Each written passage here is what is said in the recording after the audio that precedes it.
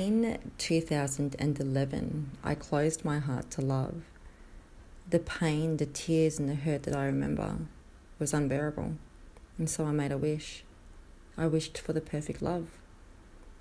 And I buried every emotion and trapped each memory inside the bricks which created the wall that protected my heart. And I told myself that the one for me would be able to see through my pretense and see all of the buried emotions that I hid behind my wall. This person would be the one to break through my unbreakable wall, and by smashing each brick until dust and be standing on the other side. And therefore, I would never have to feel the pain of a broken heart, because what I wished for didn't exist. In 2014, I met someone, and within a year since our meeting, I hated that he was showing me the opposite of hatred, of rage, of unworthiness, and opening up the darkest parts of me. I hated that I was beginning to feel in between our gaps. I tried to ignore the questions of why he was in my life. I preferred that he eventually became a beautiful memory because I didn't want to think of the fact that he was undeniably perfect for me, and so I kept running from him.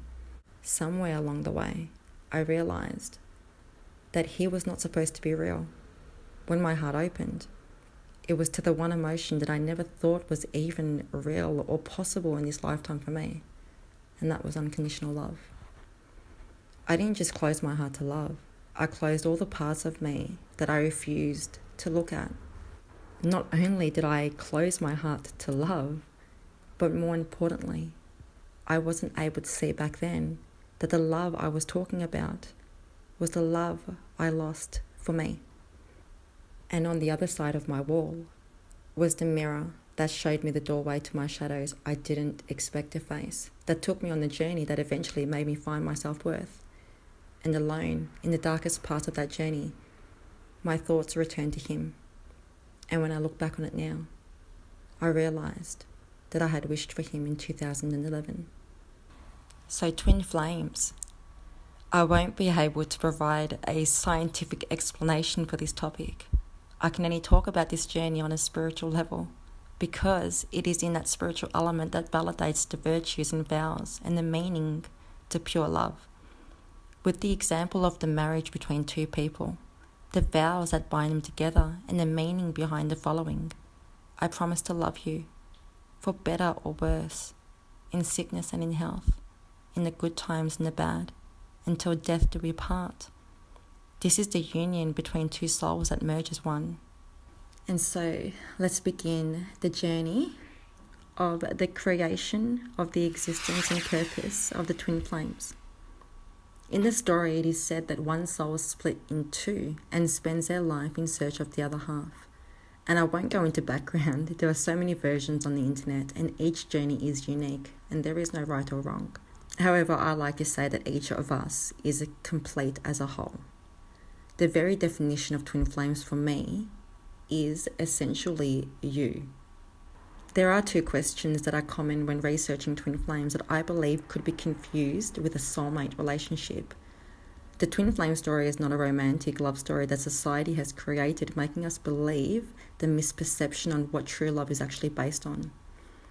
One question being, how do I know if I've met my twin flame? And the other, what do I do if my twin is in a relationship or engaged? And this is why it's hard to explain this journey, because not only is it rare, the love in the twin flame relationship is infinite and unconditional, and regardless whether or not you believe in God, it does come down to finding our way back to God, the divine, in the higher place that doesn't exist through our illusion of the world in the 3D. That's why everything becomes an illusion, separation, fear and time, all of which have no meaning when you meet your twin soul. If I was to look for the answers by research, I'd be trying to find my twin in everyone I met, looking for something I was not ready to find. Because the answer is not found in researching for the 7 signs that this is your twin flame. The answer exists in you. You will know in your heart when you meet your divine counterpart. And the answer to what if your twin is in a relationship, without using the actual term karmic, I can only present myself as the actual partner. And if I was to hear that my partner was only with me because they weren't ready to be in union with their twin, or the very existence of myself is to prepare my partner to reunite with their twin flame, I would be extremely hurt. So if your twin is in a relationship or is married, and the feelings of unworthiness or jealousy or anger arises, then it is a reflection of our own fears within ourselves. Of course we can be hurt, but again, that would bring me to the quote of, yes, I wanted you, but I didn't need you. And if we're feeling unworthy in regards to love, then the union with your twin may not be in this lifetime. The twin flame journey opens that door that awakens us to the duality of creation. So in reality, we are blinded by the illusion, which is the byproduct of the power of fear. And the realm of duality is the opposites of the world that we live in. It is the balance that exists within us, the yin and yang, which is the feminine and the masculine, and the light and the dark. So our shadow self that is exposed when we meet our twin triggers that element within us that we have not yet embraced. And again, we are all energy, and twin flames are in an embodiment to carry out a mission for humanity by embodying love. The way that I can explain it is saying that we are all multidimensional. This whole universe is the mirror, and our twin flame is a divine mirror. And so the duality and the opposite of the dark that exists within us is light. It is to find that light within our dark. And this is exposed when we do meet our twin. It could be in their own behavior, but it's reflected back to us. And that triggers the activation that begins our awakening process. The meaning of your twin will awaken you to either your shadow self or the light. It is essentially to bring both to polarity. As the universe unfolds, so does that path of creation, with the journey to what I call hell and back, but it is in the challenges that is embedded in our human body of existence that also teaches us how to heal.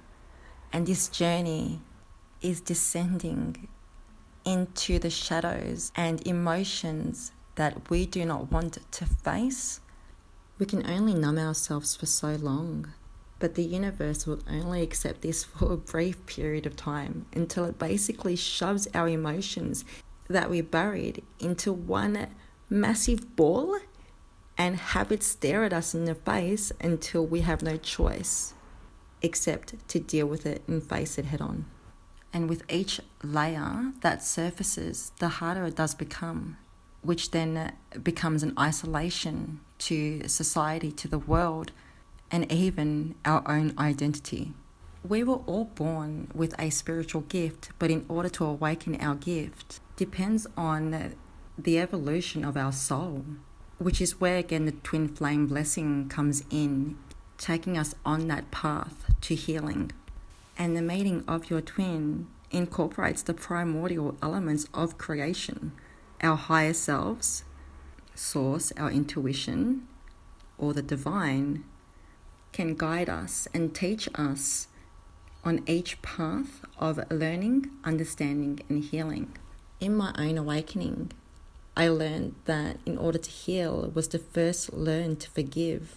And the act of forgiveness alone is the hardest act of creation, but is the one thing that can empower us in order to release ourselves from the past and to be at peace. In the 3D, everything is again viewed with the illusion of separation. However, the union itself can never be broken. And I do believe that none of us truly knows our own beauty or worth until it is mirrored back to us in another being.